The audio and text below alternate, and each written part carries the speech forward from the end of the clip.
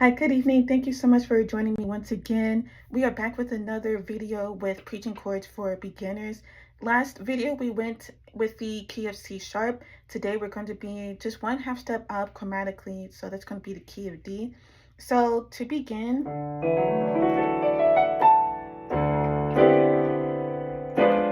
so your key of D is there's going to be a few sharps in here. So we got, so going up chromatically from D, we got D, which is our 1, B is 2, F sharp is 3. It's going to be our first accidental. F sharp, 4 is F, 4 is G, I'm sorry, 4 is G, A is 5, B is 6, C sharp is 7, and D is back to our 1. So C sharp and F sharp and C sharp are our only sharps in here. So when you're looking, if you ever look at a if you're reading a key signature on a piece of sheet music and you see there's like only 2 sharps, that's going to be D, the key of D. So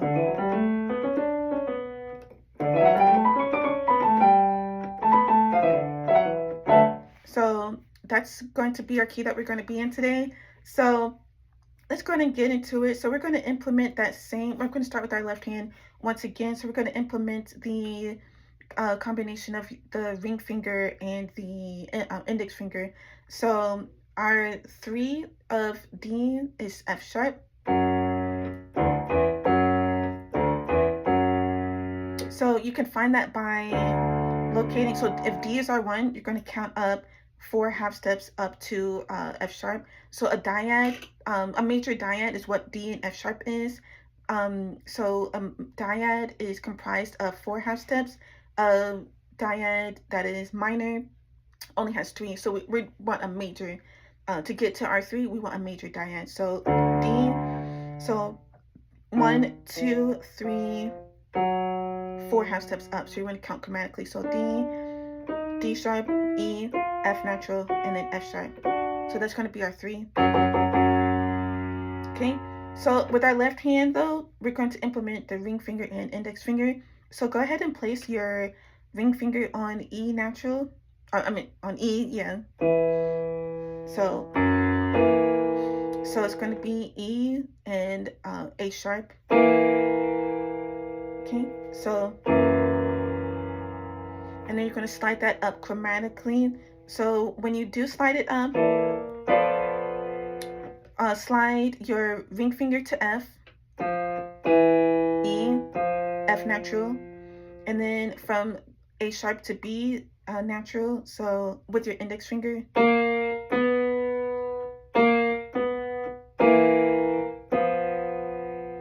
So you should have your ring finger and your thumb on E and A sharp, and then you're going to slide both of them up to F and B.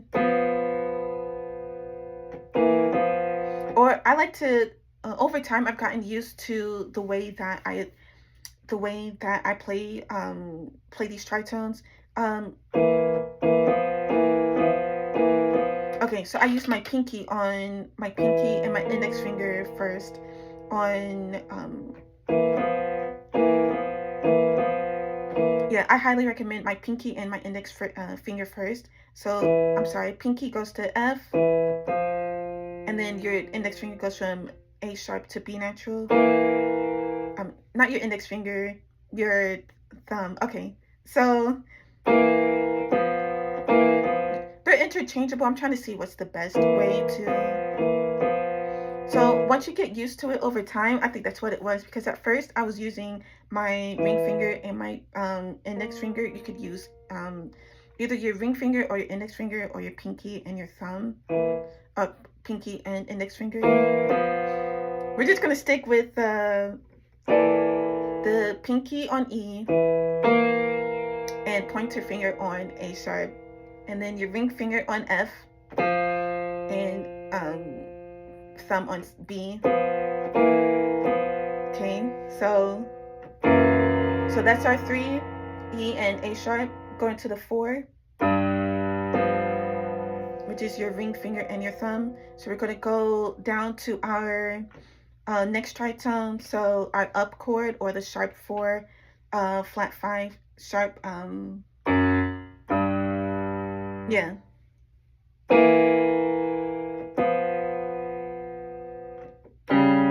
So, so you're gonna next put your thumb, your pinky on D, and then your index finger on A flat. Okay, and then our tritone, to get from D to A flat, you're gonna count up, I believe it's 6 half steps. So here's D, 1, 2, 3, 4, 5, 6. 1, 2, 3, 4, 5, 6. So far we got our 3, our 4, our up chord or sharp 4, and then you're gonna slide your ring finger. It'll take some getting used to. Your ring finger and your thumb on C sharp and G respectively. So ring finger on thumb, and your thumb on ring finger on C sharp, and your thumb on G.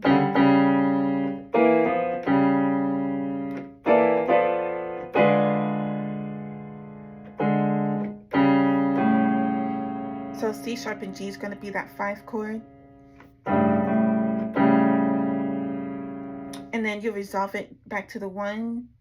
So, okay, and then when you do play the 1, you can play a plain normal D major 7, not D major, D dominant 7 chord. So it'll be D, F sharp, C, D, F sharp, A, and C.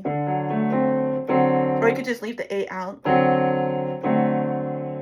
Or like we did in the last video, we had that pinch between the flat 7, also known as the minor 7, and the major 6, which would be to get from your to get to your minor 7 from D, you're going to count just chromatically down. And when I say chromatically again, that means just 1 half step. So D is right here, D's are 1. You're going to count down 2 half steps chromatically. 1, 2. That's your minor 7, and then just 1 step down chromatically is going to be your major 6, which is B. So when you have that, you're going to do your index finger and your thumb respectively on both of those. And then you're going to resolve them. Your index finger is going to end up on A, and your thumb is going to be on D.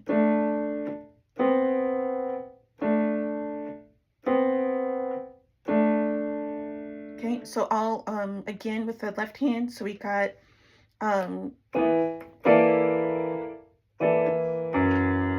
so your pinky and index finger on E and A sharp. Okay, and then slide up chromatically, go to G, which is our 4, which is F and B with your ring finger and your thumb. And then your pinky and your index finger on D and A flat.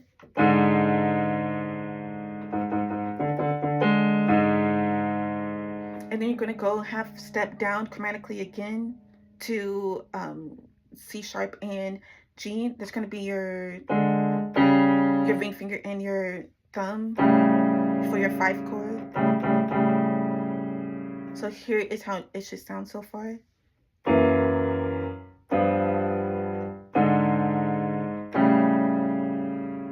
And then you have your plain 1 chord. So the 1, 3, 5, and flat 7, D, F sharp, A, and then C. Or you could take the A out, and then the fingers for that is pinky on D, F sharp. F sharp is on your middle fingers on F sharp, and then your index fingers on A, and then your thumb is on C. For the sake of that tritone, I like to leave out the A. So it can be more tritone focused on your left hand. And then of course we have the unresolved 1 to the resolved 1 with the B and C respectively with your index finger and your thumb. And then A and D with your index finger and your thumb respectively on that again. Okay, and then so for your right hand next, you're going to place your, we're going to use that chordals concept once again. So you're going to find the 2 of D, which is E. So from D, we count up just 2 half steps. D, 1, 2. Okay, and then from our E, we want to count up 5 half steps for our chordal, for our first chordal. And when I say chordal, think of like 25% of 100 is, just 1/4. So, and for that concept, it's going to be like the perfect fourth. Like in music theory, E to A, that's a perfect fourth, and then A to D is also a perfect fourth, which is what we want. So E to A, it's going to be 5 half steps. So E, 1, 2, 3, 4, 5. And then from A to D, it's going to be another 5 half steps. So A, 1, 2, 3, 4, 5. Okay, so thumb on E, A on, index finger on A, pinky on D.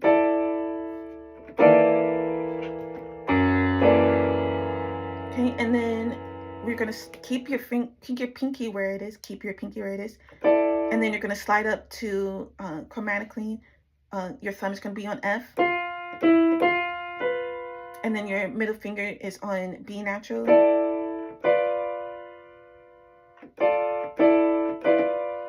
And then in this instance, you can keep your pointer finger on A. That's what I like to do a lot of times, just to make the chord just to make it sound more full. Okay, this is with the A in there. This is without the A in there.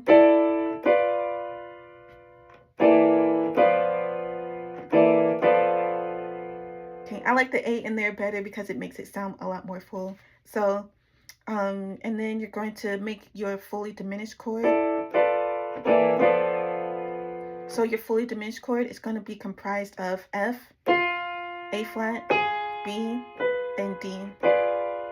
And then for your fully diminished chord, to get there, they're all distanced by 3 half steps. So from F to A flat is 3 half steps. So F, 1, 2, 3, A flat.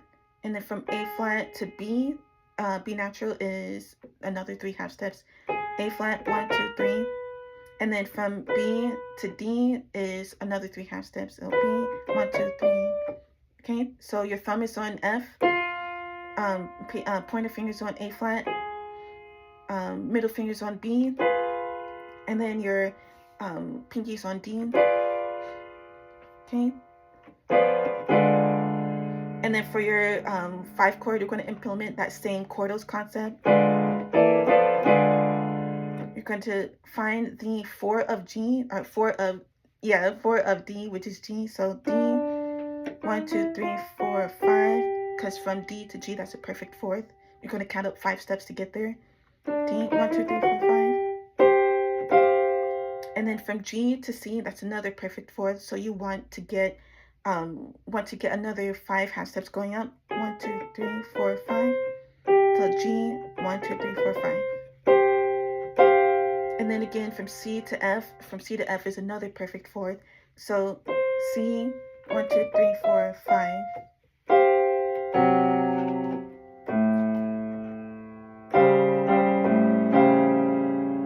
And then to resolve, so to resolve, we want that minor 2 chord, E minor 7 chord, E minor 7. So place your thumb on E, your index finger on G, your middle finger on B, and then your pinky on D.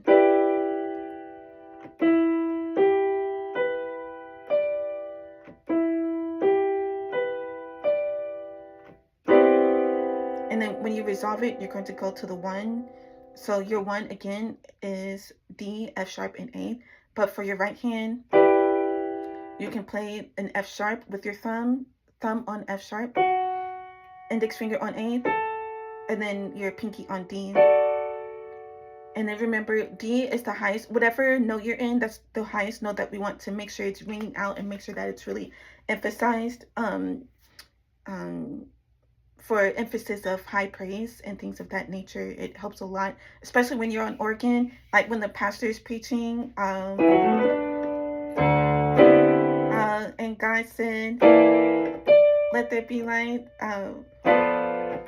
So like obviously this is not an organ, but if I were playing an organ, my pinky would not be leaving whatever the one is, which is D in this instance. So one E, G, going back to that minor E minor 7 chord, E, G, B, and D, and then to resolve it again, F sharp, A, and D with your thumb, index finger, and your pinky respectively.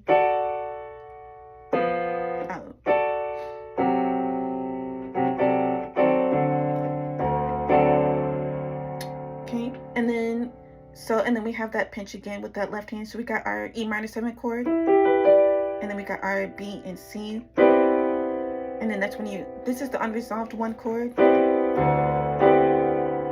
and then we go to resolve it. So A and D, index finger and thumb, and then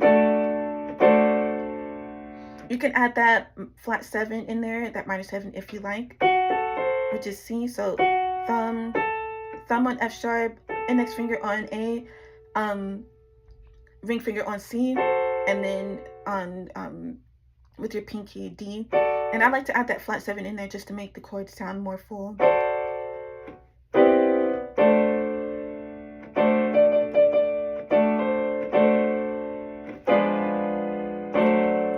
Okay, and then also you can do the regular 1 chord. So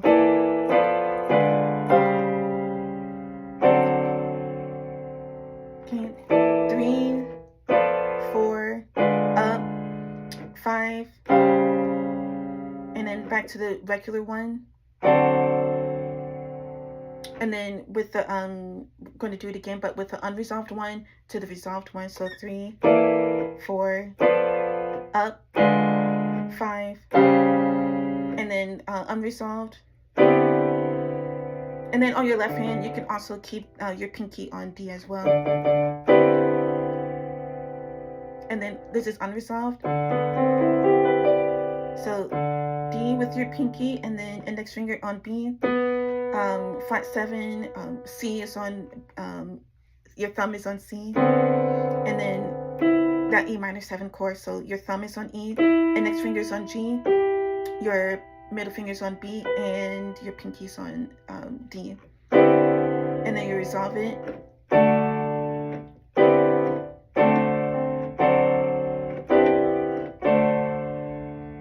Okay, and then you can add that flat 7 in there, that C in there if you want as well. This is without, and this is with the flat 7. So yeah, that's basically it. That's basically it for the key of D. Thank you so much again for watching this video. I really appreciate the support.